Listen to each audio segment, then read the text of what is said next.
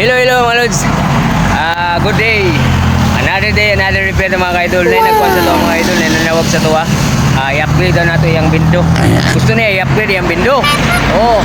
So akong ingon, palitaan na para gastuson yun nato kay gasto ba po na mag-upgrade ta, dili basta-basta.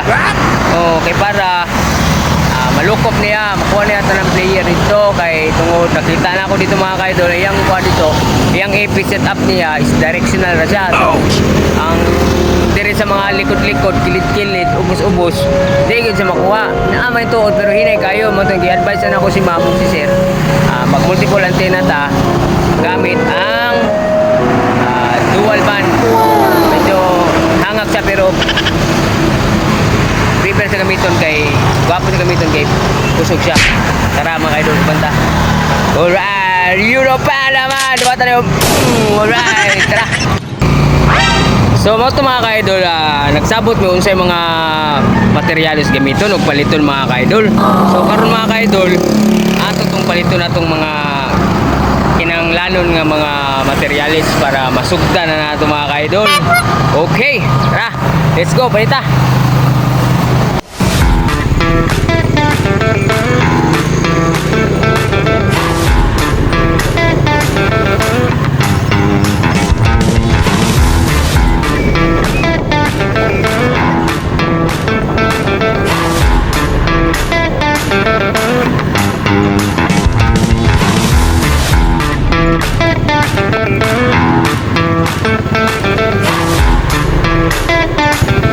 So diri ko tigpalitan mga ka-idol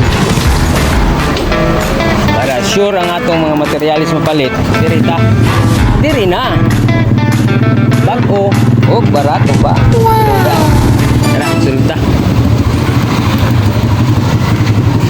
Okay, gwapo kayo makita nyo dito mga ka-idol. Wow.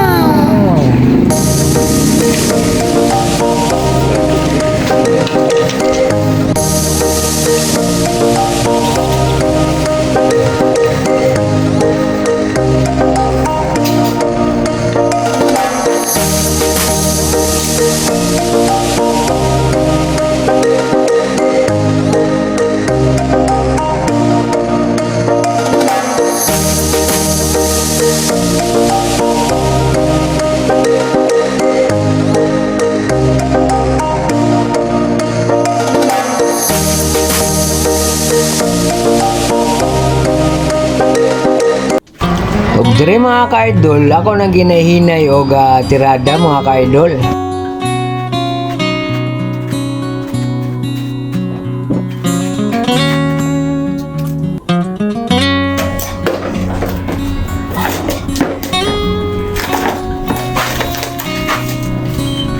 Ini gigabyte para atong i-multiple.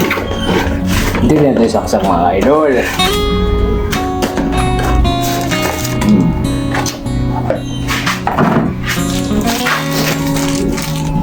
So, prefer na ko na gamitin pas-pas kayo.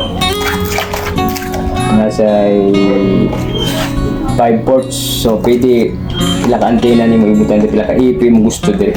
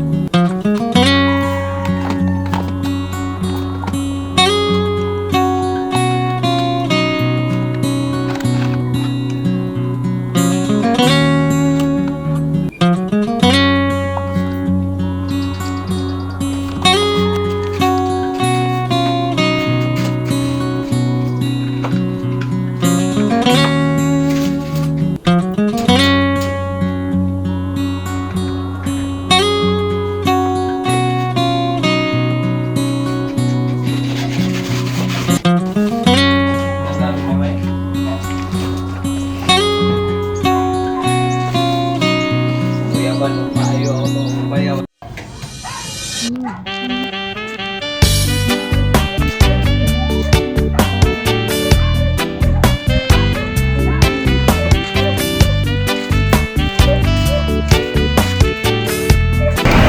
mao na dayon to mga ka-idol, nauman na nato install tanan ang atong dapat i-install. Dagan salamat mga ka-idol.